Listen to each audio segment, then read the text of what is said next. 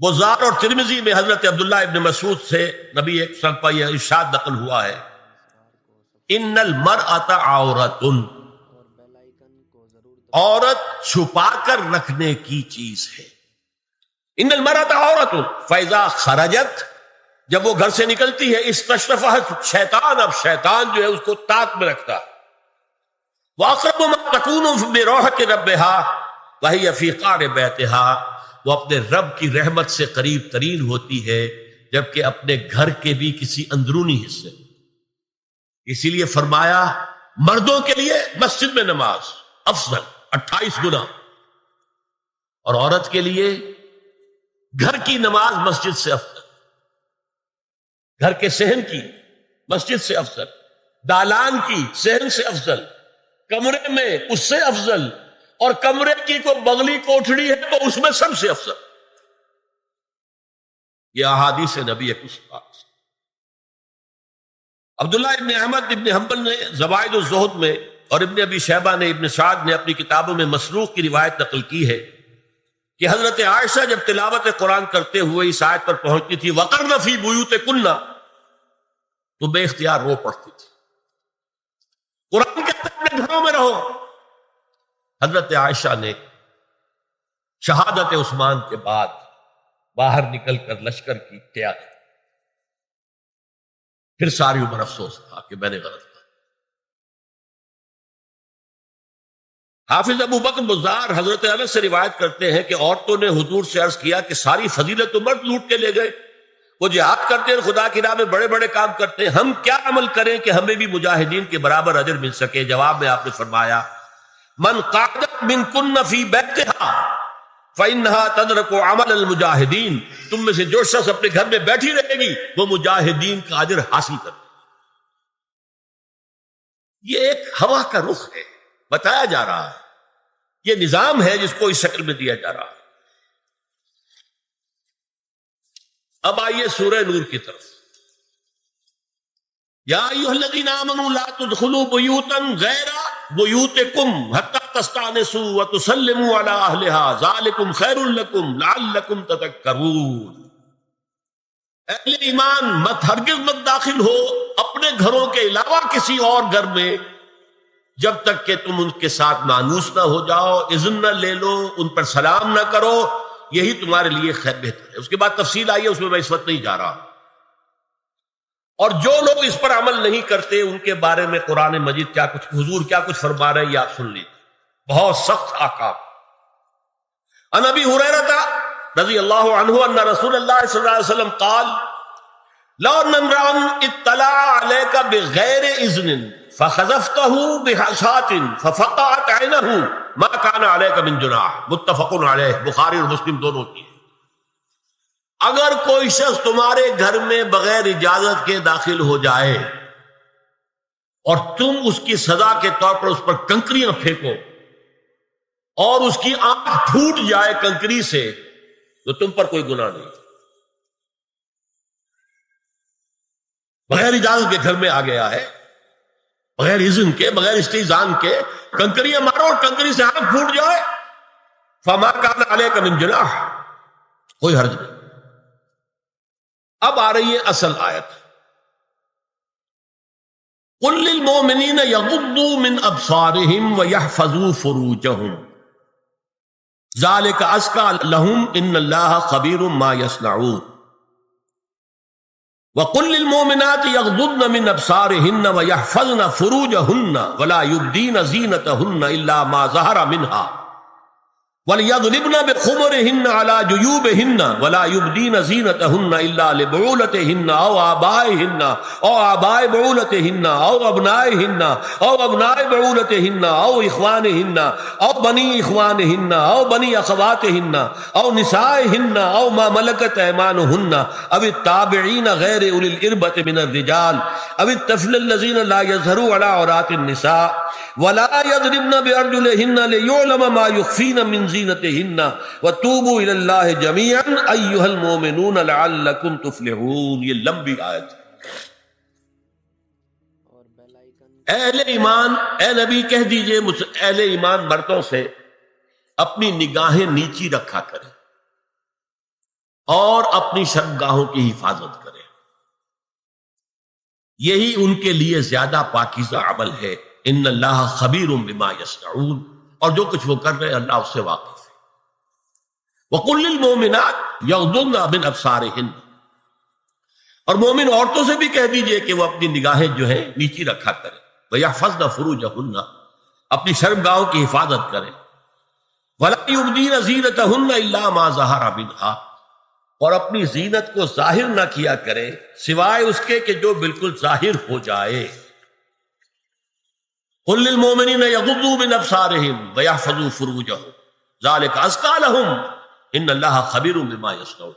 Note کر لیجئے کہ یہ کہاں ہو رہا ہے؟ گھر میں داخلے کے بعد، گھر میں داخلہ اجازت سے، اور داخلہ ہوگا صرف محرموں کا، گھر کے اندر جو ہے وہ نامحرم تو نہیں آئے گا، یہ میں آگے بیان کر رہا ہوں۔ وَقُلْ لِلْمُؤْمِنَاتِ يَغْضُضْنَ مِنْ أَبْصَارِهِنَّ وَيَحْفَظْنَ مِنْ فُرُوجِهِنَّ، اور کہہ دیجئے مومن عورتوں سے بھی کہ وہ بھی اپنی نگاہیں جھکا کر رکھیں اور اپنی شرمگاہوں کی حفاظت کریں۔ وَلَا يُبْدِينَ زِينَتَهُنَّ إِلَّا مَا ظَهَرَ مِنْهَا، محرموں سے پردہ کیا ہے؟ محرموں سے اس کا نام ستر ہے، عورت کا پورا جسم ستر ہے سوائے چہرے کی ٹکیا اور یہ ہاتھ اور یہ پاؤں، بس۔ کیا مطلب ہے؟ بھائی بھی نہیں دیکھ سکتا بہن کے جسم کا کوئی اور حصہ، باپ بھی نہیں دیکھ سکتا بیٹی کے جسم کا کوئی حصہ، یہ ستر ہے، ستر محرموں سے پردہ ہے۔ وَلْيَضْرِبْنَ بِخُمُرِهِنَّ عَلَىٰ جُيُوبِهِنَّ، یہ بھی گھر کے اندر کی بات ہو رہی ہے، کیونکہ میں پہلے بتا چکا ہوں جلباب ہوتا تھا جب گھر سے باہر نکلتی تھی عورت، تو وہ اپنی چادر لپیٹتی تھی اپنے گرد، چہرہ نہیں ڈھانپتی تھی، صرف چہرے کا حکم دیا گیا اس کے ضمن میں، وہ سورہ احزاب کی آیت ہے، وہ رہ گئی، وہ میں بیان کروں گا۔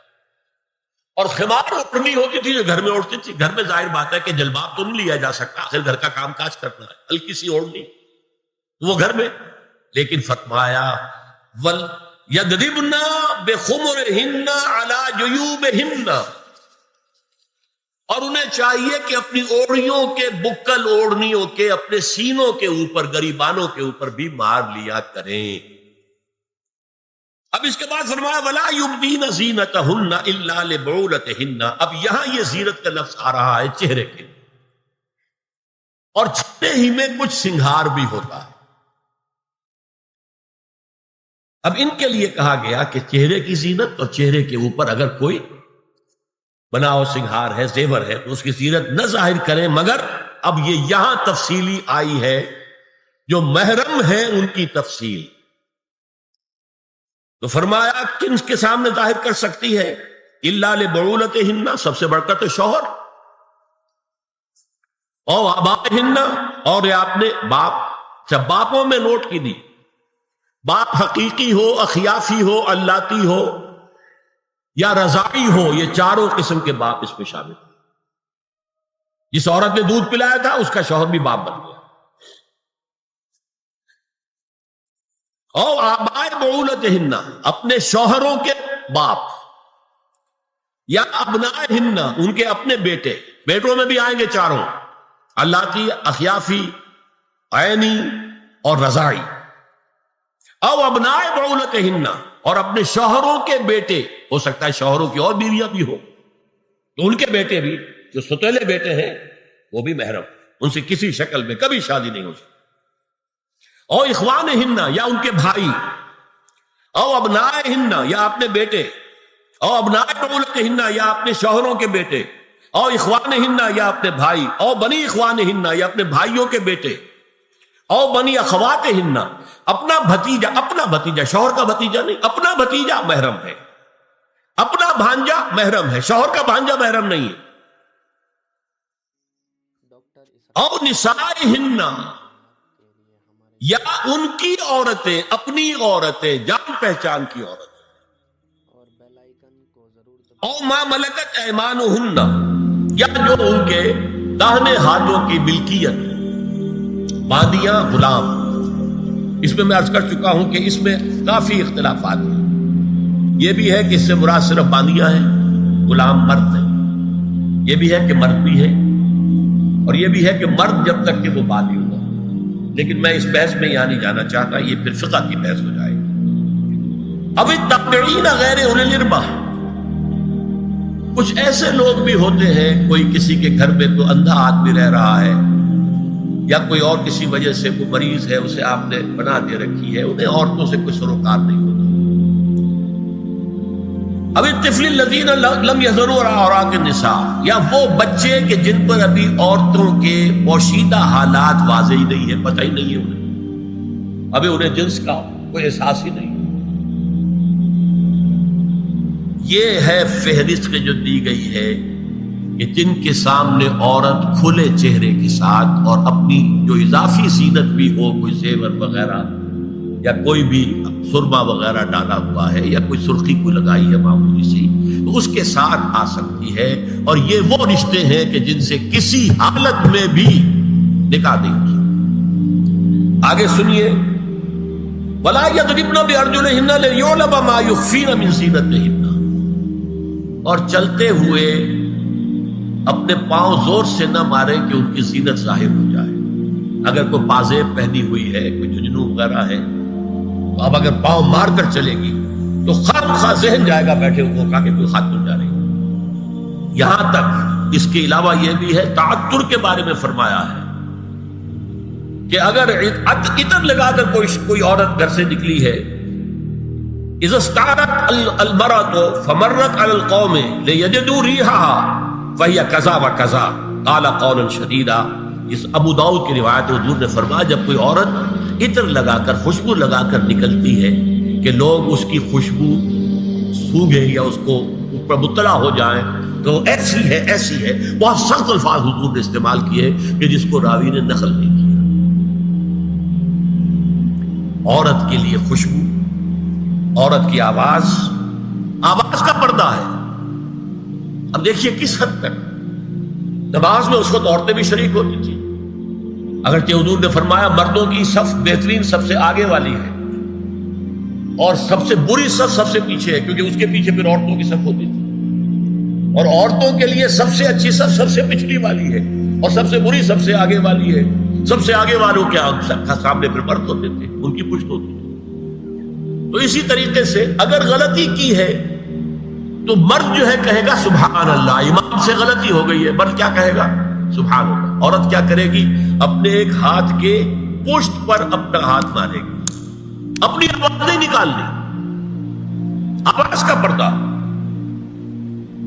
چھونے کا پردہ یہاں تک ہے کہ حضور نے کبھی کسی عورت سے ہاتھ نہیں ملایا، اور آپ جب بیعت بھی لیتے تھے تو بس زبانی الفاظ کہلوائے اور کہا ٹھیک ہے بیعت ہو گئی، یا ایک کپڑا پکڑا، اس کا ایک سرا اپنے ہاتھ میں دوسرا سرا اس خاتون کے ہاتھ میں، یا ایک تشت کے اندر پانی بھرا، اس میں ایک طرف اس نے انگلیاں ڈال لی اور ایک طرف حضور کی۔ لیکن مسافر لا اسافر النساء، ایک دفعہ ہوا بھی کہ بعض خواتین نے جب بیعت کی ہے تو پھر انہوں نے ہاتھ آگے بڑھایا مسافر کے لیے۔ حضور نے فرمایا انی لا اسافر النساء، میں عورتوں سے مسافرہ نہیں کرتا۔ یا ایھا النبی قل لازواجک وبناتک ونساء المؤمنین یدنین علیہن من جلابیبہن ذلک ادنی ان یعرفن فلا یؤذین وکان اللہ غفورا رحیما۔ اے نبی صلی اللہ علیہ وسلم کہہ دیجئے اپنی بیٹیوں سے اور اپنی بیویوں سے اور مسلمانوں کی خواتین سے۔ اب دیکھیے یہ سورہ احزاب ہی میں ہو رہا ہے، شروع میں یا نساء نبی سے بات چلی، استیزان بھی صرف نبی کے گھر میں داخل نہ ہو اذن کے بغیر، آگے چل کر سورہ احزاب ہی میں عام بھی کر دیا، قل لازواجک وبناتک ونساء المؤمنین، کہہ دیجئے اپنی بیویوں سے، اپنی بیٹیوں سے اور اہل ایمان کی خواتین سے، یدنین علیہن من جلابیبہن، کہ وہ اپنے چہروں کے اوپر اپنی جلباب کو لٹکا لیا کریں، چہرہ چھپ جائے۔ اب اس کی تفسیر میں چاہتا ہوں کہ آپ کو جو مختلف مفسرین نے کی ہے وہ آپ کے سامنے میں رکھوں۔ حضرت عبداللہ ابن عباس نے اس آیت کی جو وضاحت فرمائی ہے اسے حافظ ابن کثیر نے اپنی تفسیر میں اس طرح نقل کیا ہے، اللہ نے مسلمان عورتوں کو حکم دیا ہے کہ جب وہ کسی کام کے لیے گھروں سے نکلے تو اپنی چادروں کے پلو اوپر سے ڈال کر اپنا منہ چھپا لے اور صرف ایک آنکھ کھلی رکھے، دونوں آنکھیں بھی غلط ہیں۔ اور سن لیجیے، ابن جریر اور ابن منذر کی روایت ہے کہ محمد بن سیرین یہ ایک تابعی ہے نے حضرت عبیدہ السلمانی یہ صحابی ہے سے اس آیت کا مطلب پوچھا. انہوں نے جواب میں کچھ کہنے کی بجائے اپنی چادر کو اس طرح اوڑھا کہ پورا سر اور پیشانی اور پورا منہ ڈھانک کر صرف ایک آنکھ کھولی رکھی. اور سنیے ابو بکر بن عبداللہ ابن عربی نے یدنین علیہن من جلابیبہن کا مفہوم ان الفاظ میں بیان کیا ہے تغطى به وجهها حتى لا يظهر منها الا عينها اليسرى. یہ عورت اپنی چادر کو پورے وجود پر ڈھانپ لے اور اس طرح چہرے کو بھی ڈھانپے کہ صرف بائیں آنکھ کھلی رہے. علامہ حمید الدین فراہی کو نظم قرآن کے فہم میں خصوصی مقام حاصل تھا. انہوں نے حجاب کے بارے میں اپنے ایک مکتوب میں ہاتھ اور چہرہ کھلا رکھنے کو جائز قرار دینے کے موقف کے بارے میں لکھا ہے کہ میری رائے میں نظم قرآن پر توجہ نہ کرنے سے یہ غلط فہمی پیدا ہوئی ہے.